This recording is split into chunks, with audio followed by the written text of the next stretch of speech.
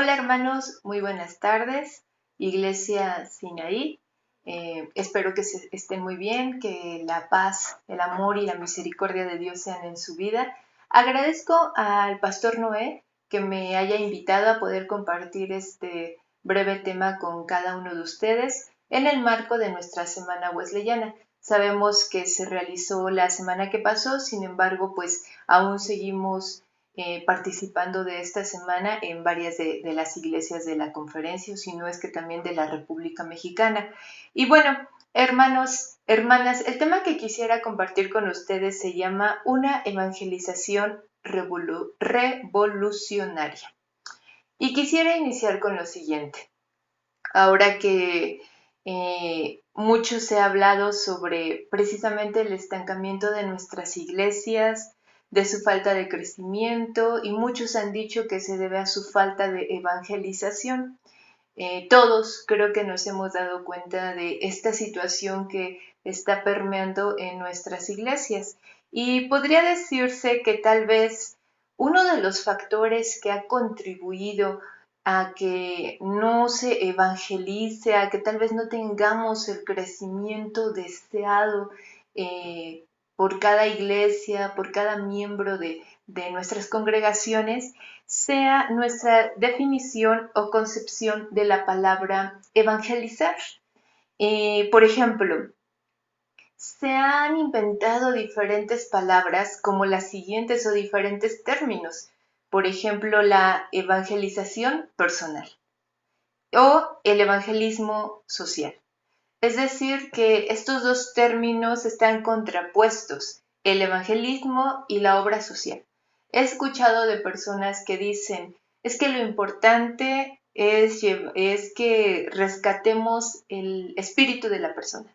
Lo que nos importa es que el alma de la persona no se vaya al infierno.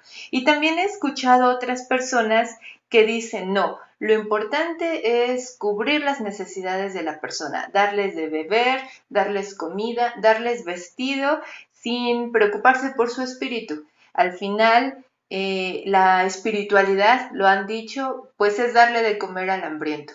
Y aun cuando estas dos situaciones son correctas, lo importante es que nosotros podamos unirlas, compaginarlas. Y tal vez ha sido ese, me atrevo a decir un poquito, el mal de las iglesias, que hemos pensado que evangelizar solamente tiene que ver con una cuestión espiritual y la obra social tiene que ver con precisamente algo social que le podemos ofrecer a la persona. Y en realidad, evangelizar es el todo del hombre.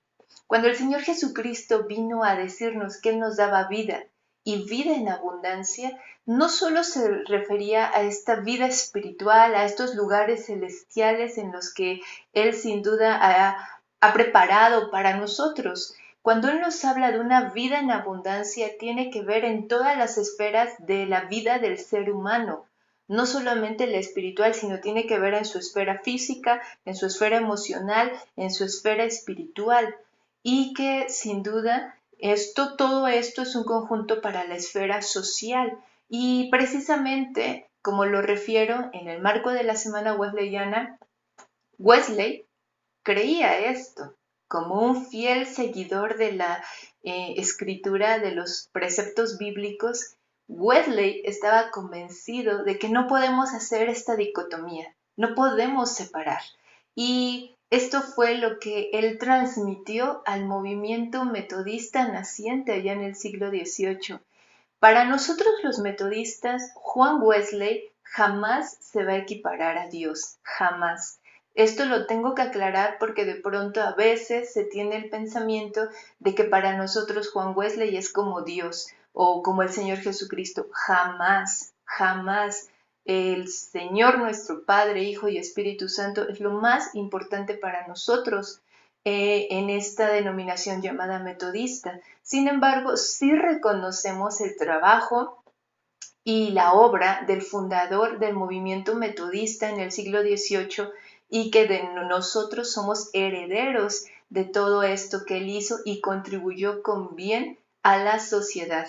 Entonces, el movimiento metodista fue, como todos lo sabemos, un avivamiento espiritual, una recuperación del viejo y entonces olvidado evangelio de la gracia libre, de esta gracia libre en la que Wesley creía y que sin duda era abundante para todos los hombres y mujeres.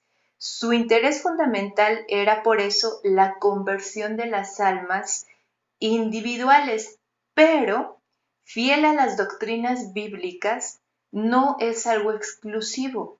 Su amor por las almas, Wesley decía, si tenemos que convertir a una persona, tenemos que rescatarla en todas las áreas de su vida y considerando al hombre en su totalidad, a la mujer. Por lo tanto, él siempre se interesó por el bienestar material, económico y social y principalmente pues el espiritual. Estas fueron las normas del movimiento metodista.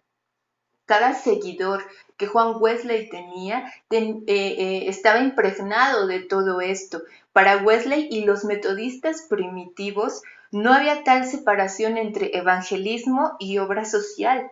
Para ellos, la obra de evangelización era tanto social como individual. Y por eso ahí es donde surge esta frase que todos nosotros hemos escuchado en algún momento. El Evangelio de Cristo no conoce otra religión que la social, ni otra santidad que la santidad social. Este fundamento lo encontramos en la Escritura, donde Wesley lo fundamentó sin duda. Este mandamiento tenemos de Cristo, que el que ama a Dios, ame también a su hermano. Entonces, hermanos, para poder nosotros experimentar una evangelización revolucionaria, para que nosotros tengamos un impacto en nuestras congregaciones y logremos tener un impacto en la sociedad, debemos juntar esto. La evangelización es individual y social. Es decir, no solo nos podemos preocupar porque la persona sea salva, y digamos, tu nombre ya está escrito en la eternidad y ahora ya eres hijo de Dios, y no preocuparnos por todas estas situaciones en las que todos vivimos, en las que el ser humano vive y que sin duda están llenas de todo aquello que arrastra al ser humano a pecar. Entonces, si hemos de anhelar una evangelización que sea revolucionaria, debemos anhelar la transformación del todo de nosotros como seres humanos. Ahora, esta tarea no es fácil. Esta tarea es muy difícil, pero hemos sido llamados a impactar, hemos sido llamados a cambiar, porque en las iglesias encontramos hermanos que dicen estar muy ocupados salvando las almas, una por una, y que no tienen tiempo de luchar por la eliminación de las injusticias económicas y sociales. Por otro lado, tenemos hermanos que pretenden estar tan atareados reformando a la sociedad que no tienen tiempo para preocuparse por la regeneración de los individuos. Y esto ya no podemos seguir así. Creo que tampoco ya nos podemos conformar con solo decir, bueno, pues damos alguna ayuda social y hasta ahí. Necesitamos ya hacer más, hacer más hincapié en nuestras actividades sociales para hablarles también de esa transformación espiritual que la gente puede tener en Cristo.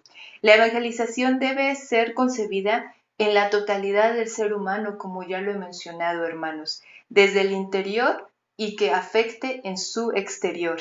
Para cambiar el mundo hay que cambiar al hombre, decía Wesley.